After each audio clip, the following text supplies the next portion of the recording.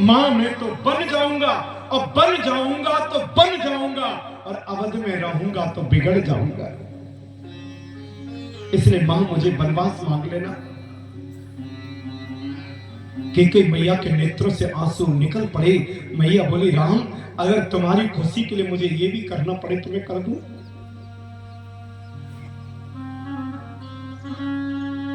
कई वर्ष बीतने के बाद ये बात भूल चूक हो गई, लेकिन आज मंत्रा ने आकर के जब बताया कि कल सवेरे राम जी को राजा मंत्रा को लात मार करके भगा दिया।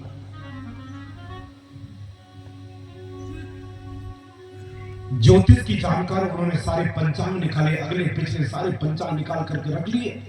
उन्होंने देखा, पंचांग में देखा और राघव की राम जी की राशि को मिलाया, और राशि को मिलाकर के उन्होंने देखा कि कई 4 साल का वरदान मांग सकती थी, केकई 7 साल का वरदान मांग सकती थी, केकई 10 साल का वरदान मांग सकती थी, केकई 13 साल का 13 साल का 11 साल का मांग सकती थी, 14 वर्ष का ही क्यों मांगा।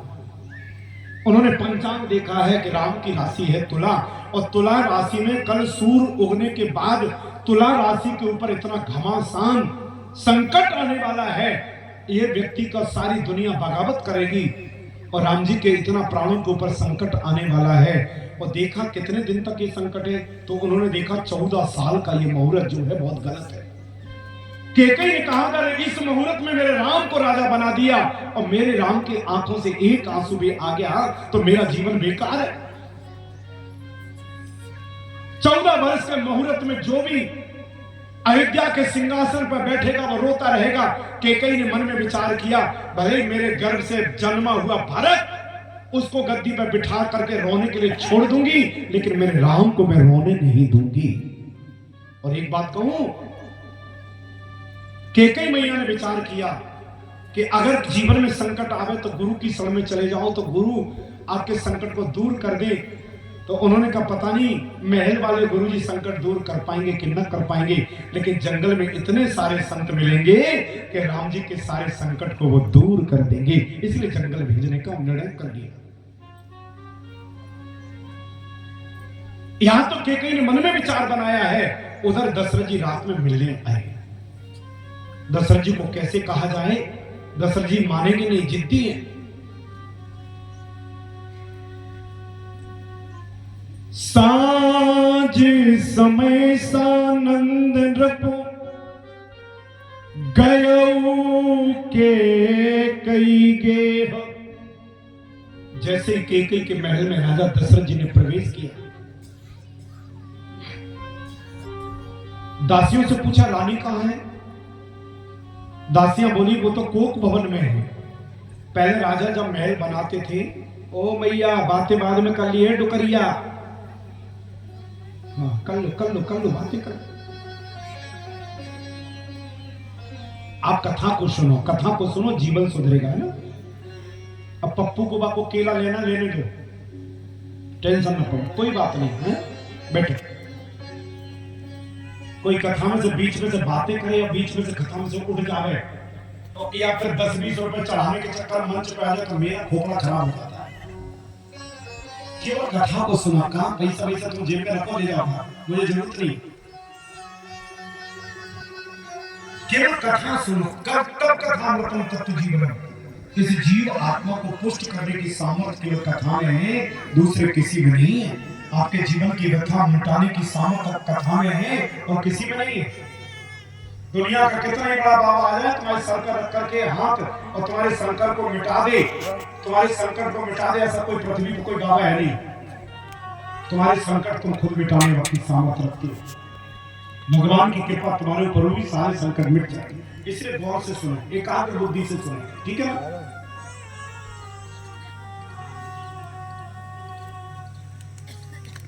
दासियों से पूछा कि रानी कहां है, बोले कोक भवन में। अब पहले के राजा जब भवन बनाते थे तो एक ऐसा रूम बनाते थे रूठने वाला, जिसको कहते थे कोक भवन। हाँ?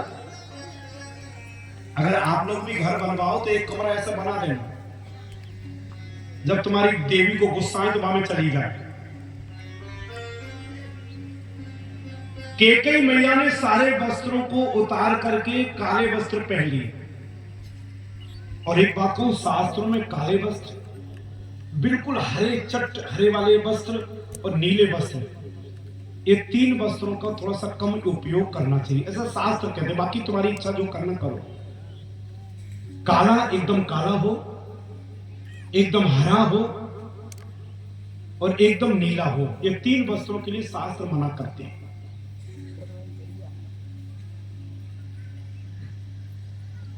काले वस्त्र प्रयोग करोगे तो शनि की दशा दौड़ेगी, हरे वस्त्र प्रयोग करोगे तो भूत प्रेतों की दशा दौड़ेगी, और नीला वस्त्र पहनोगे तो चुड़ैल की कृपा दौड़ेगी। हाँ? इसलिए तीन वस्त्रों का है। नहीं, थोड़ा सा डिफरेंस हो तो पहन सकते हो, बाकी ऐसा नहीं कि मतलब बिल्कुल बेकार आप तो पहनो, क्योंकि कई लोग तो जैकेट तो काली पहनते हैं ना, लेकिन अंदर तो सफेद कुर्ता भी तो पहनते हैं, सफेद शर्ट तो भी तो पहनते हैं, तो उस काले को क्रॉस कर देते हैं।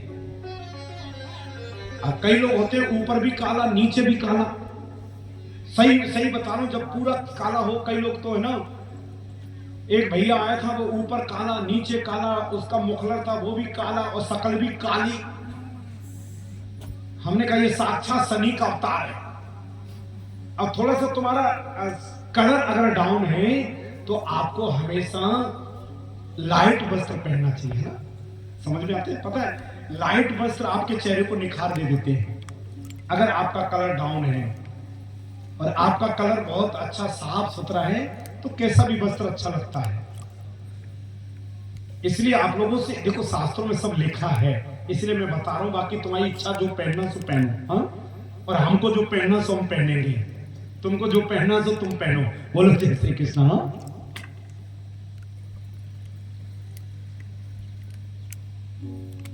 कहा कि कोक भवन में दशरथ जी महाराज कोक भवन में पहुंचे। केकई मैया चटाई पर लेटी हैं, बाल बिखरे हैं, न माथे में सिंदूर है, न बिंदी है, न हाथ में चूड़ी है, सारा श्रृंगार निकाल दिया। दशरथ जी धीरे से गए और चटाई पर बैठ करके केकई मैया के सर पे हाथ घुमाने लगे। देखिए, आप सुनेंगे। ये रामचरितमानस है, गोस्वामी तुलसी बाबा ने किसी को क्षमा नहीं किया है। चाहे राजा होवे चाहे कोई होवे, गलती जो करता है उसको दंड तो मिलता ही मिलता है।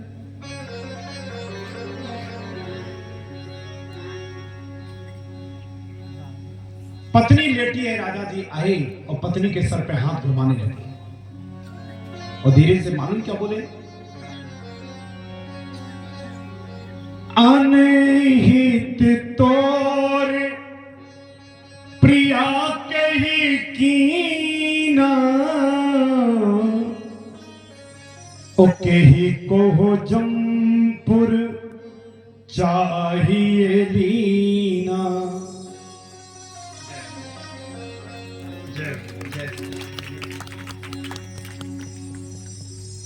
अनिहित तोर प्रिया के ही कीना।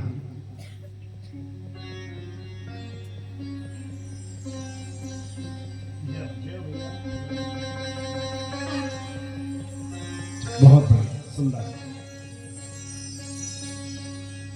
कथा को सुनिएगा। दशरथ जी के शब्दों को सुनिएगा।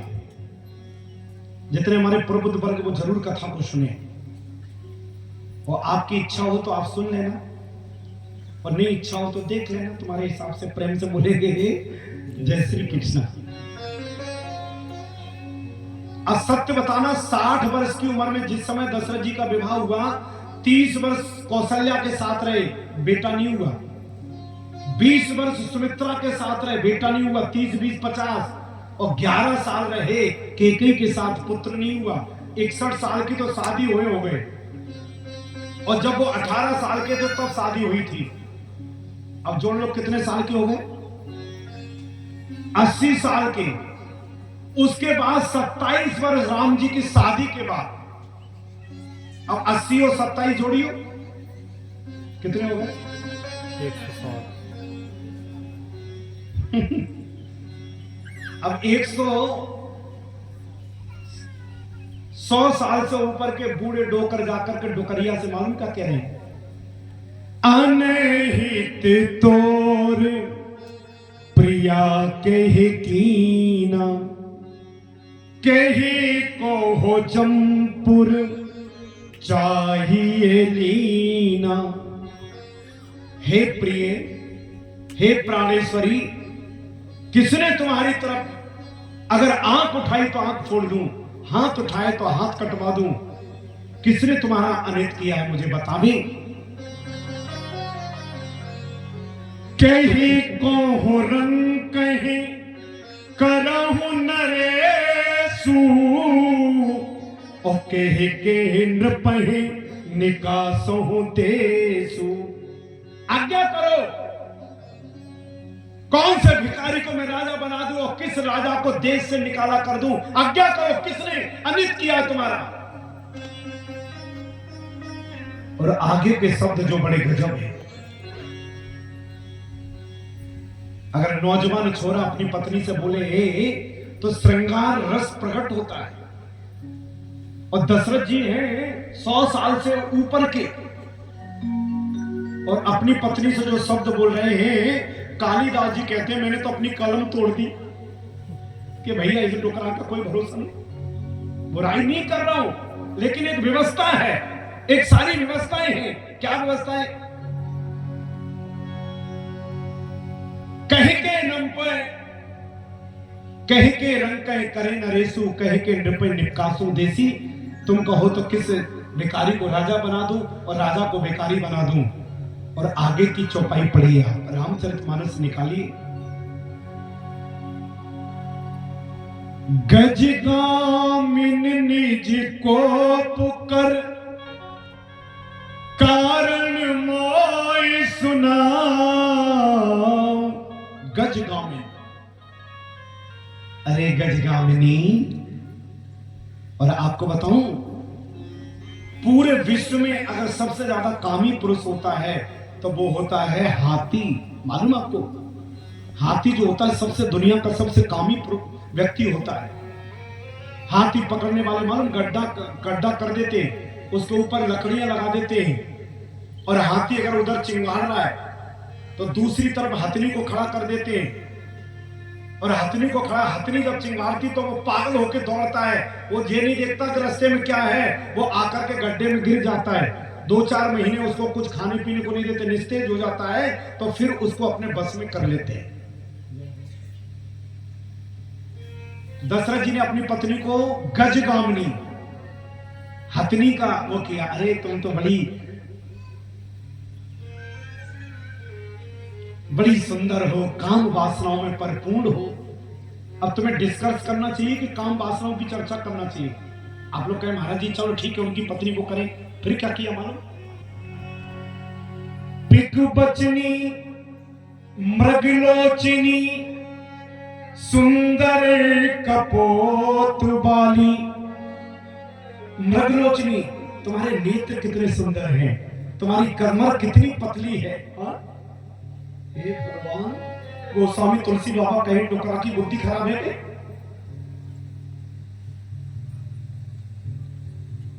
आगे आप लोग कहेंगे महाराज जी ठीक है उनकी पत्नी बोल रहे होंगे, लेकिन आगे की चौपाई पढ़िएगा रामचरितमानस की। कि जाने हूं कामो प्रताप बढ़ाई। दशरथ जी के हृदय में काम का वासना, एकदम काम प्रकट हो गया। पत्नी के शरीर पे हाथ घुमाने लगे। पत्नी बात दुनिया पे झटका मारा, पत्नी ने के चली गई। तुम झूठे हो, एक नंबर के झूठे हो। दशरथ जी बोले झूठा क्यों है? बोले देन कहे मोए दो वरदाना। तुमने कहा था 2 वरदान, तुम्हारी इच्छा तो मांग लेना, और जब जब मैं कहता हूं बातें बना के निकल जाते तुम झूठ बोलते हो। दशरथ जी ने कहा सुनो, 2 के 4 मांग पर लेहू, और झूठे दोष हमें जन देहू। 2 के 4 वरदान मांग लो, क्यों झूठा आरोप लगा ले। बोले कसम खाओ, बोले हाँ कसम मैं दे दूंगा। बोले मेरे 2 वरदान दे दोगे? बोले दे देंगे। केकई उठ करके बैठ गई और केकई ने गंगा जल लाया और गंगा जल दशरथ जी के हाथ पर रख दिया। उन्होंने कहा कि केकई ने कहा तब मैं तुम्हारी बात मानूं, तुम पहले राम जी की कसम खा जाओ। देखिए आप, आज राम जी ने, दशरथ जी ने कहा मैं राम जी की कसम खाता हूं, तुम जो मांगोगे वही वरदान हम तुम्हें दे देंगे। राम जी गुरु जी के पास लेटे लेटे सब मन में विचार चल रहा था, अरे पिताजी आपको ये सूत्र नहीं पता है, जहां राम तहां काम नहीं और जहां काम नहीं राम। हम तो अयोध्या में राम का राज करवाना चाहते हैं और तुमने तो काम का वास फैला रखा है, तो अब मैं यहां रुकने वाला नहीं हूं। और दशरथ जी ने अपने काम की पूर्ति के लिए राम को दांव पे लगा दिया। देखिए कसम खा गए कि वरदान मांगो। और आप लोग कहेंगे वरदान कब मांगे? जिस समय देवासुर संग्राम हुआ, एक बार आप सत्य पढ़ेंगे, देवों का और असुरों का एक बार बहुत घमासान युद्ध हुआ। असुर इतने प्रबल हो गए, इतने प्रबल हो गए, देवताओं को मार मार के ठिकाने लगा दिए। सारे देवता लोग मारे मारे घूमने लगे। आखिर देवताओं ने आकर के दशरथ जी कहा, दशरथ जी क्या करूं, राक्षस बहुत सताते, कुछ उपाय करो। दशरथ जी बोले मैं युद्ध करने चलता हूं तुम्हारी तरफ से। केकई बोली मुझे लेकर के चलो कि मैं ज्योतिष की जानकार में बताऊंगी कैसे युद्ध जीता जाता है। दशरथ जी अपने साथ केकई को लेके गए और जिस समय देवासुर संग्राम हुआ, दशरथ जी महाराज ने धनुष बाण उठाए, असुरों का जब मारना संहार किया, चारों तरफ से असुर टूट पड़े। देवता साथ में, दशरथ जी दौड़ रहे, रथ का पहिया चल रहा है, केकई सामने। केकई बार बार कहती तलवार उठाओ, अब तलवार रख दो, अब भाला उठाओ, अब भाला रख दो, अब धनुष मार लो। केकई निर्देश करती।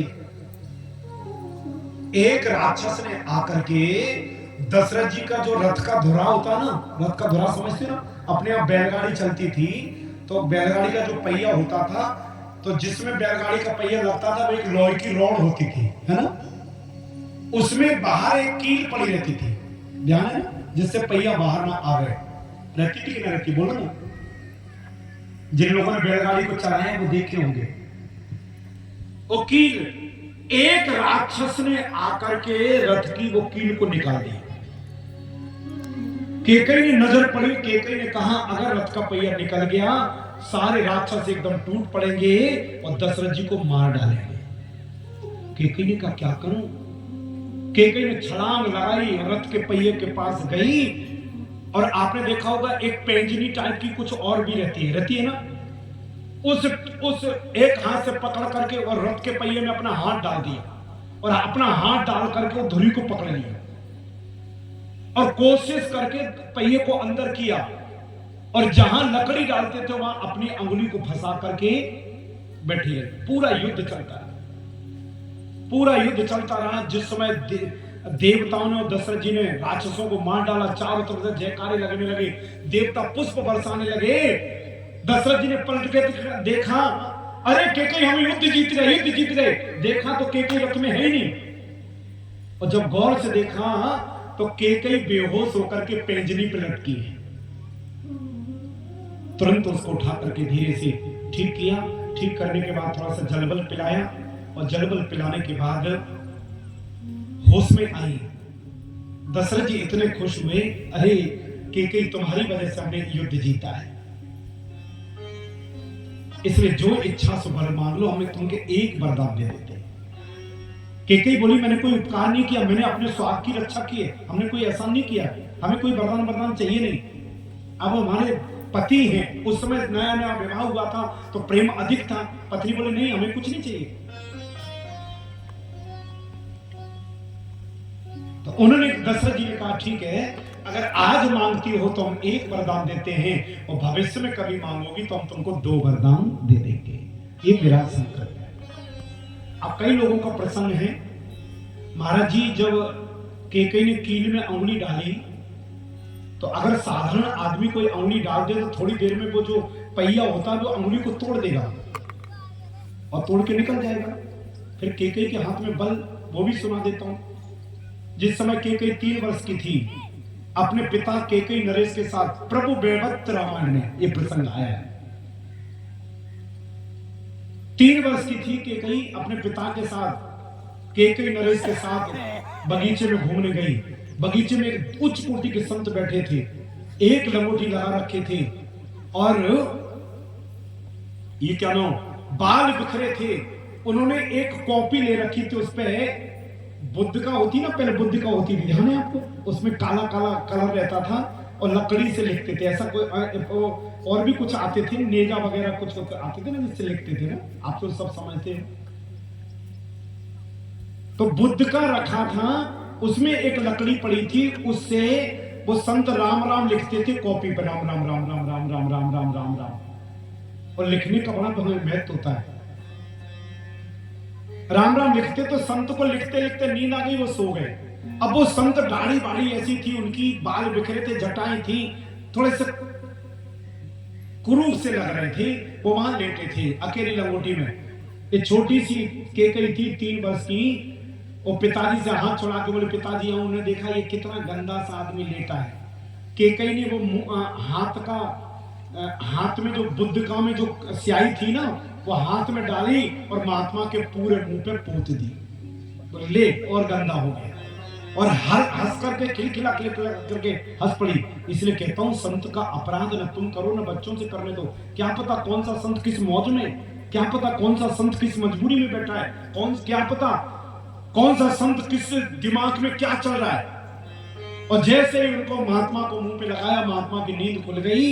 महात्मा के पास थोड़ा सा दर्पण था, उसने दर्पण देखा और उन्होंने कहा, अरे दुष्टा नारी, अरे दुष्ट लड़की, तूने मेरा मुंह काला कर दिया। मैं तुझे श्राप देता हूं कि एक दिन तेरा भी मुंह काला होगा, जिंदगी में तेरा मुंह, और तेरे नाम से लोग डरेंगे और तेरा नाम सब भविष्य में आने वाले, कोई भी मां अपनी बेटी का नाम केकई नहीं रखेगी, ये मेरा श्राप है।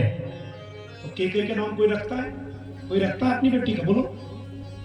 और इतना बड़ा दोष लगा, इतनी बड़ी कालिमा मुंह पे पोती कि उनको सारा दोष राम का लग गया कि केकई ने वनवास भेजे। केकई तूने जुल्म कर डालो, हाँ? सुना है ना? और कहा बच्ची, तूने जिस हाथ से मेरे हाथ मुख में तूने ये कालिमा पोती है, वो तेरा हाथ वज्र का हो जाए। तो जो हाथ था ना पूरा पहुंचा जो था, वो पत्थर का बना हुआ था। किसका? केकई का हाथ पत्थर का था, केवल अंगुली चलती थी लेकिन था पत्थर का। तो ये संत का श्राप था, तो उसी कारण से पति की रक्षा की। आज दशरथ जी ने कहा, दुई के 4 मांग बर लेऊ, हमें दोष जन, हमें झूठ जन दोष देऊ, 2 के 4 वरदान मांग लो। केकई ने कहा दे दोगे? बोले हाँ दे देंगे। अब सत्य बताना, रात्रि भर केकई से दशरथ जी डिस्कस करते रहे।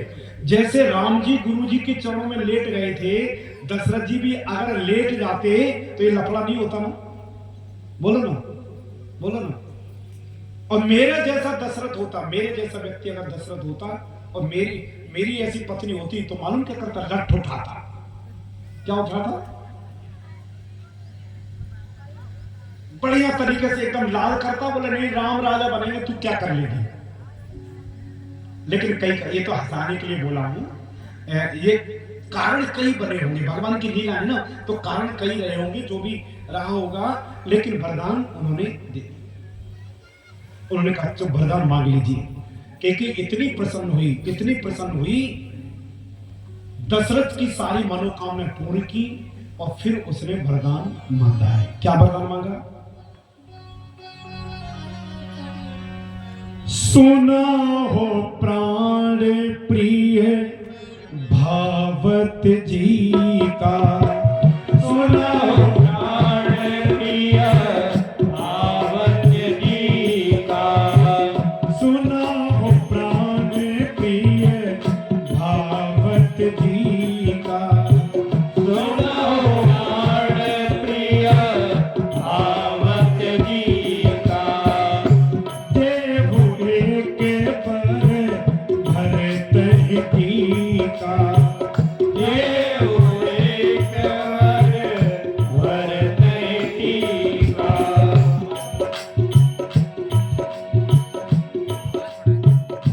पुन दूसरे पर मांगू कर चोरी, पुन दूसरे पर मांगू कर चोरी, पुर बहुनाथ मनोरथ मोरी, पुर बहुनाथ मनोरथ मोरी।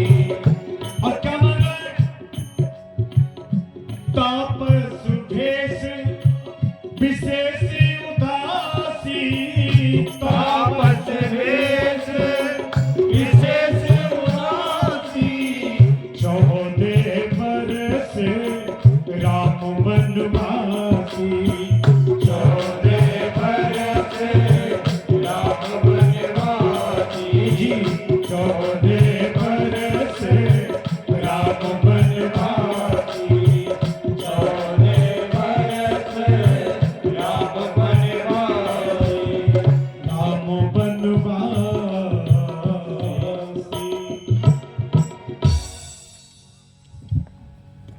उन्होंने वरदान मांगा है। क्या मांगा है? देखिए, सुनो हो प्राण प्रिय भावत जी का, और दे हुए को बर भर तही टीका। पहला वरदान मांगा भरत जी को राज तिलक। दशरथ जी ने कहा कि मैं खुशी खुशी देता हूं, मैं बड़े छोटे विचार नहीं, मेरे अंदर छोटा बेटा और बड़े बेटे के अंदर कोई ऐसा मेरे मन में भाव नहीं। अरे राम राजा नहीं बनेगा, भरत राजा बन जाएगा। मेरी तो 2 आंखें हैं, मोरे भरत राम 2 आंखें, सांच कहूं मैं शंकर साक्षी। मैं शंकर जी की कसम खाता हूं, भरत और राम मेरी 2 आंखें। अरे मैं इस आंख से नहीं देखूंगा तो इससे देख लूंगा। तो मेरे कोई बात बड़ी, मैंने भरत को राज तिलक दे दिया, खुश? बोले हाँ खुश। बोले दूसरा वरदान? ओहो, पुन दूसरे पर मांगू कर चोरी, अपूर्वानाथ मनोरथ मोरी। मैं दूसरा वरदान मांग रही हूं, मांगिए। और दूसरा जो वरदान मांगा बड़ा गजब मांगा। क्या मांगा? तापस भेष विशेष उदासी, और 14 बरस राम वनवासी। दूसरा वरदान यह है कि तपस्वी का भेष बना करके, राजा का भेष नहीं, तपस्वी का भेष बना करके राम जी जंगल जावे, और विशेष उदासी, ऐसा मन में विचार करके न जावे मैं राजा का बेटा हूं, राजा का बेटा हूं, नहीं, बिल्कुल तपस्वी का भेष बना करके, राजसी वस्त्रों का परित्याग करके 14 बरस के लिए राम वनवास जाएं, चले जाए। सो सुन भूप गयो सुखाई, सुन करके दशरथ जी महाराज धड़ाम से गिर पड़े, मुख से फंसू कर छूट गया। अरे केकई तूने क्या किया? मेरे साथ धोखा कर दिया, तूने बातों में फंसा करके मेरे साथ धोखा कर दिया। तू कहती है कि भरत को राजा बना दे, हम भरत को राजा बना करके राम जी को लेकर के सरयू के किनारे झोपड़ी बना करके रह जाएंगे, लेकिन जंगल जाने के लिए मत कहो।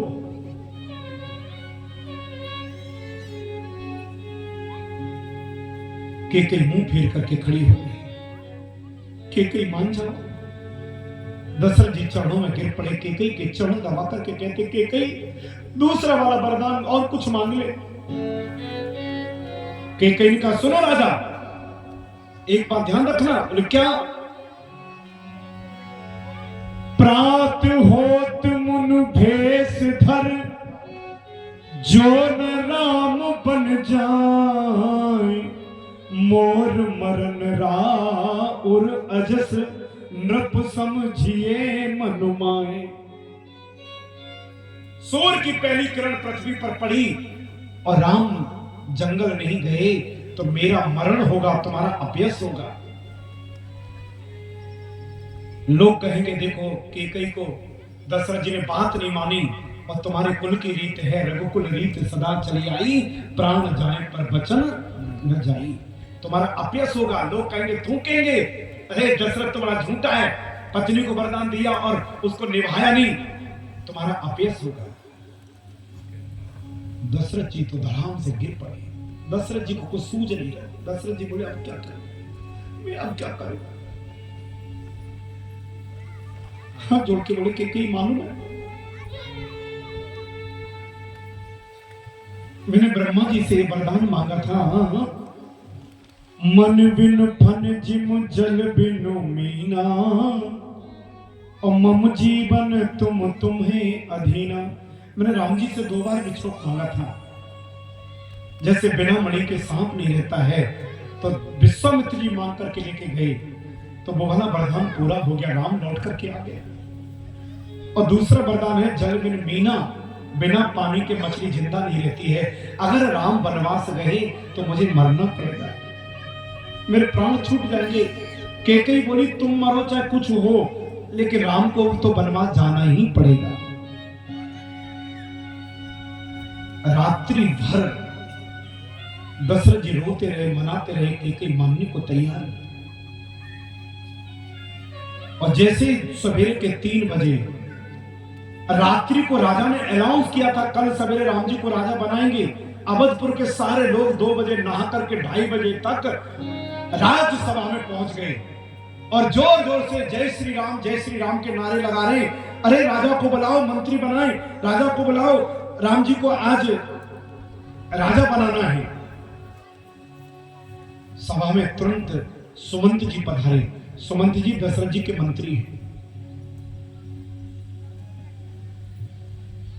धीरे से सब लोगों ने कहा अरे सुमंत आज राजा नहीं आए, तुम अकेले आए हो। सुमंत बोले मुझे रात की प्रतिक्रिया के बारे में पता नहीं है, मैं अभी राजा को बुला करके लाता हूं, आप बैठो। और लोग बाग रंग गुलाल उड़ा रहे हैं कि राम जी को राजा बनाया जा रहा है। कैसे? अरे राजा बनाए जाएंगे हमारे राम, राजा बनाए जाएंगे, राजा बनाए जाएंगे हमारे राम, राजा बनाए जाएंगे। सारे लोग आनंद कर रहे हैं। एक बार ताली बजा लीजिए सब लोग। राजा बनाए जाएंगे हमारे राम, राजा बनाए जाएंगे, राजा बनाए जाएंगे हमारे राम, राजा बनाए जाएंगे। और हरे हरे गुबरन चौकपुरा में, हरे हरे गोविंद चौकपुरा में, हरे हरे गुबरन चौकपुरा में, हरे हरे गोविंद चौकपुरा में। अब कलश धराए जाएंगे हमारे राम, राजा बनाए जाएंगे, कलश धराए जाएंगे हमारे राम, राजा बनाए जाएंगे, राजा बनाए जाएंगे हमारे राम, राजा बनाए जाएंगे। राजा बनाए जाएंगे हमारे राम, राजा बनाए जाएंगे। आज पूरे अवधपुर में चारों तरफ जयकारे लग गए, राम को राजा बनाना है, राम को राजा बनाना है, राम को अयोध्या में बिठाना है। हाँ? राम जी को अयोध्या में बिठाना है।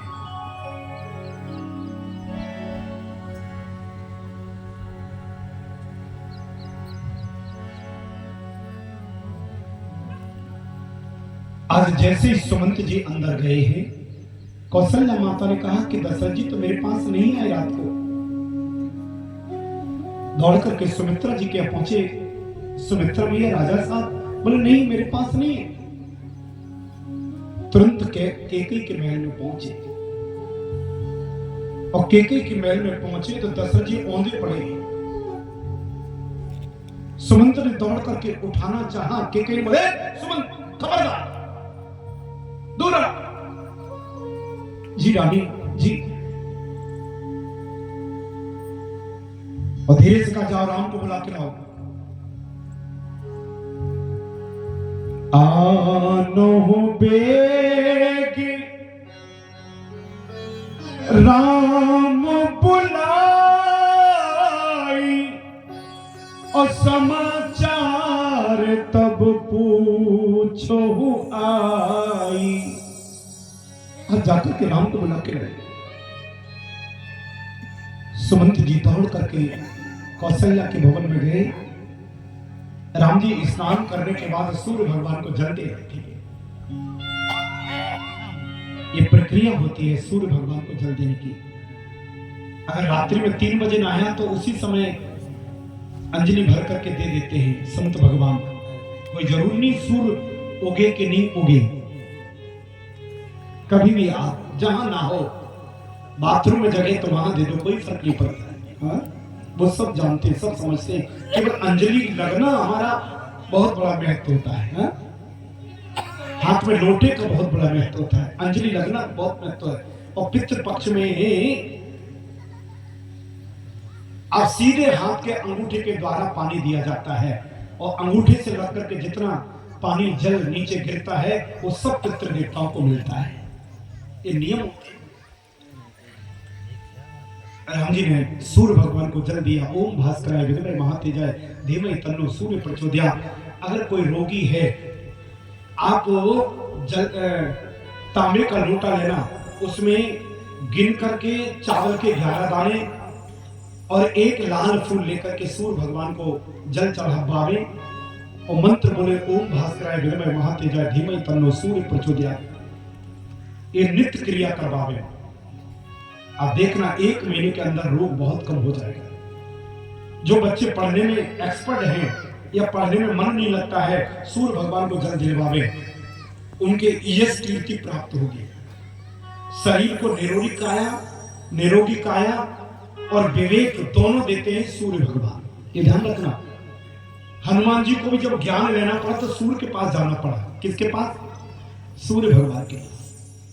सूर्य भगवान एक ऐसे जीते जागते हैं, अगर छोटा बच्चा है 1 घंटे सूर्य भगवान के सामने जरूर लिटाए। देखो बच्चा कितना हष्ट-पुष्ट होगा, उसके अंदर एनर्जी मिलेगी। रोगी है, उसको सूर्य भगवान के सामने लिटाकर उल्टा लिटा दीजिए, सूर्य भगवान को जल दिलवा दीजिए, देखिए बहुत फर्क पड़ेगा, बहुत फर्क पड़ेगा। करें। और जैसे ही राम जी ने सूर्य भगवान को जल दे रहे थे, और राम जी का स्वभाव देखिए, अगर राम राजा बन जाते तो सुमंत्र मंत्री है, मंत्री बहुत छोटे, उनके दास बन जाते। लेकिन राम जी का स्वभाव देखिए कैसा है। राम सुमंत्र आवत देखा, आदर कीनु पिता समलेखा। सुमंत जी को आते देखा तो हाथ जोड़ करके आदर किया। आपको मालूम, कई परिवारों में हम जाते हैं, पिताजी के जो मुनीम हैं, पिताजी के और काम करने वाले लोग हैं, पिताजी के यहाँ मैंने देखा कि कई परिवारों में कई वृद्ध हो जाते, कई वृद्ध हो गए काम करते करते। तो इंदौर में एक परिवार है, मैं आपको बताऊं, उनकी सनन चाय आती है, सनन चाय, उनके वो मालिक हैं। उनके परिवार में हमारे गुरुदेव का बड़ा आगमन था, कथाएं वगैरह। अब गुरुदेव हमारे चले गए तो अब सारी फॉर्मेलिटी हमको निभाना पड़ती। हम अभी गए थे तो बूढ़े बाबा जो पोछा लगा रहे थे, उनके 2 पुत्र हैं। जैसे सुबह स्नान करके आए जो बूढ़े काका पोछा लगा रहे थे, उनके पांव छू के काका प्रणाम। और जो उनका जो मुनीम था, जो लेखा जोखा, वो पिताजी को दिखा रहे, सेठ जी को देख रहा, और जैसे वो आए तुरंत दौड़ गए, चाचा जी प्रणाम। वो इतने गरीब, हम तो गजब देख करके रह गए। मैंने धीरे से पूछा, मैंने कहा लाला तुम तो इतने बड़े आदमी हो, तुम्हारा जब पोछा लगा रहे थे, उन्होंने कहा हाँ गुरुदेव जो दादा पोछा लगा रहे थे ना, इनकी अंगुली पकड़ पकड़ के मैं बड़ा हुआ, इनका पूरा जीवन इस घर में हो गया। मेरे पापा बड़े, मेरे पिताजी बड़े हैं, इसका मतलब ये नहीं कि मैं उनका सम्मान भूल जाऊं, और इसलिए भगवान की इतनी कृपा। और नहीं तो दिल्ली में देखो, पिताजी अगर बड़ी पोस्ट पे है और बेटा ऐसे निकलता है, लोग जो नौकर चाकर बेचारे हैं, बड़े वृद्ध हैं, लेकिन उनको कोई सम्मान नहीं देता, कोई कुछ नहीं, तो ऐसे परिवार का बड़ा बंटाढार हो जाता है। प्रेम से बोलेंगे जय श्री राम। हाँ?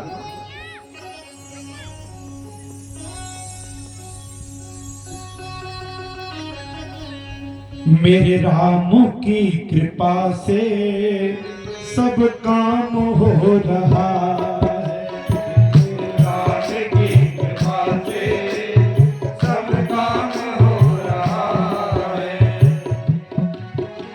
कृपा से सब काम हो रहा है, राम की कृपा से सब काम हो रहा है, राम की कृपा से सब काम हो रहा है, राम की कृपा से सब काम हो रहा है, करते हैं मेरे राघव, करते हैं मेरे राघव, मेरा नाम हो रहा है, मेरा आपकी कृपा से सब काम हो रहा है, मेरा आपकी कृपा से सब काम हो रहा। और देखिए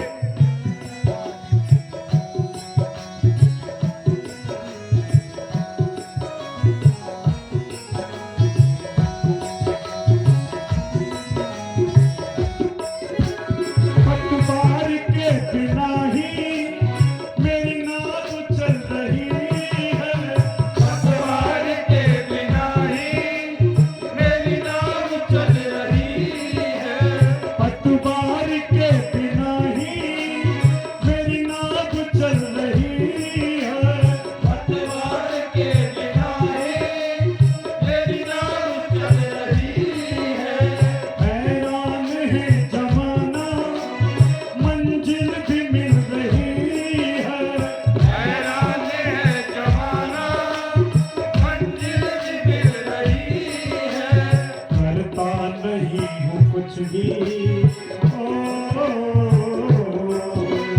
करता नहीं हूँ कुछ भी, आराम हो रहा है, करता नहीं कुछ भी, आराम हो रहा है, मेरा आपकी कृपा से सब काम हो रहा है, मेरा आपकी कृपा से सब काम हो रहा है, करते हैं मेरे गोविंद, करते हैं मेरे गोविंद, मेरा नाम हो रहा है, मेरा आपकी कृपा से सब काम हो रहा है, आपकी कृपा से सब काम हो रहा है।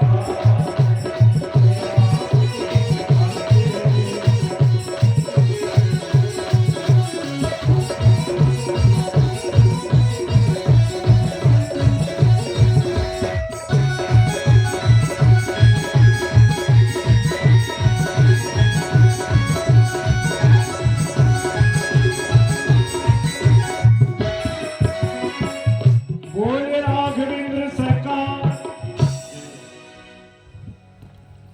सुनेंगे आप लोग, आनंद लीजिए।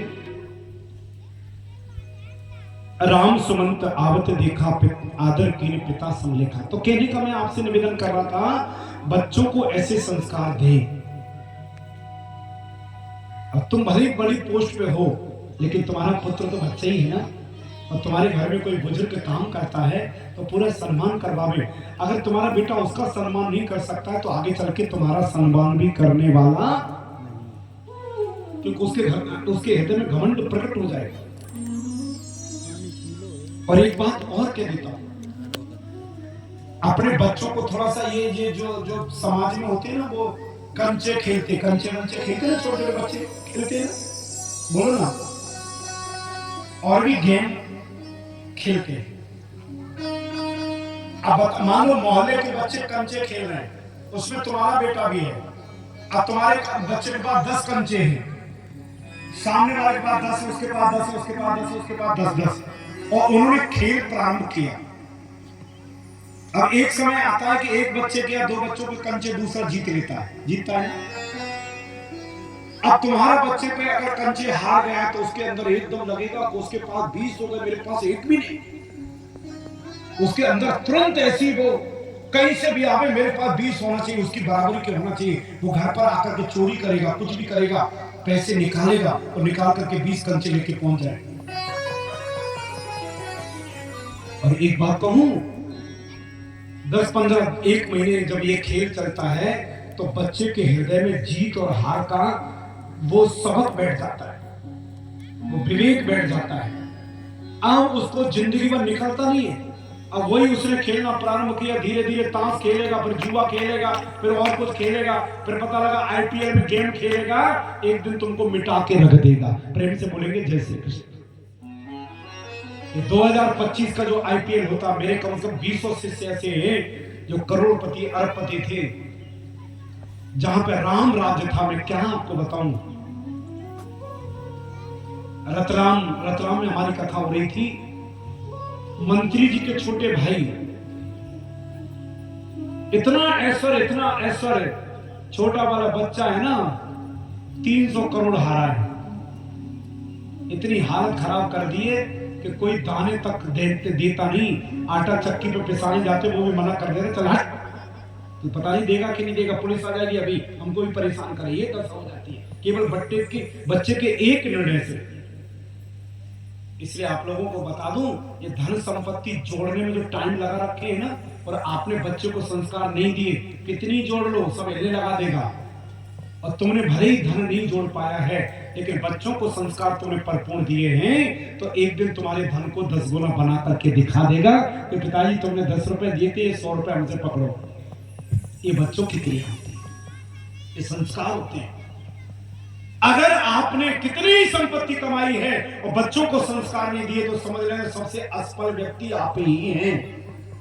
और तुमने कोई संपत्ति, कोई कुछ नहीं, ऐश्वर्य बहुत है, समाज में नाम बहुत है, और तुमने बच्चों को संस्कार दिए हैं, तो समझ लेना तुमसे ज्यादा सफल व्यक्ति कोई नहीं है। हा? ये माया जो है ना, कोई टिकती नहीं है। माया जो होती है ना, और माया बड़ी ऐसी माया है कि आज तुम्हारे घर, कल वहां, कल परसों वहां, पता नहीं कितनों को बर्बाद करके निकल जाती।